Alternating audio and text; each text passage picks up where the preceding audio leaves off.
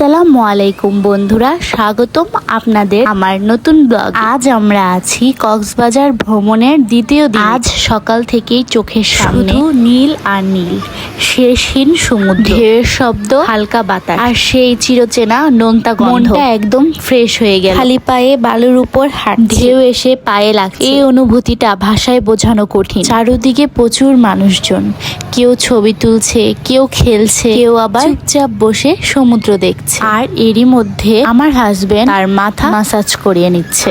নাম কি মামু? ইয়াসিন আরফাত। ইয়াসিন আরফাত এক্সপার্ট। আচ্ছা হাই বলো। নাম কি মামু? রবিউল।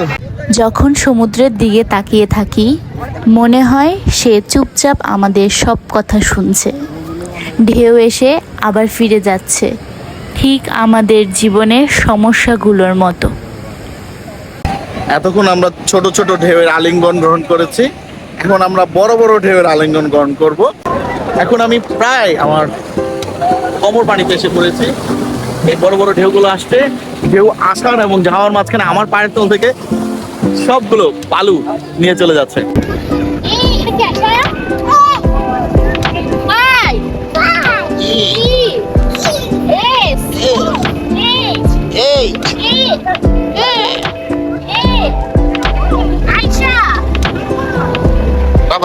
এখন আসি দিনের সবচেয়ে মজার অংশ। সমুদ্র দেখতে দেখতে গরম গরম বিরিয়ানি, একদিকে নীল পানি আর অন্যদিকে বিরিয়ানির গ্রান। এই কম্বিনেশন সত্যি অসাধারণ। মনে হচ্ছিল বিরিয়ানির স্বাদও আজ একটু বেশিই ভালো।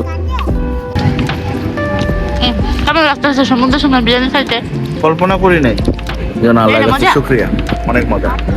আজ বিদায় নিচ্ছি কক্সবাজার থেকে। আপনারা যারা পুরো ব্লগটা দেখেছেন, আপনাদের ভালোবাসা আর সাপোর্টই আমার সবচেয়ে বড় শক্তি। আবার দেখা হবে নতুন গল্প নিয়ে। ততক্ষণ পর্যন্ত ভালো থাকবেন, সুস্থ থাকবেন। আল্লাহ হাফেজ।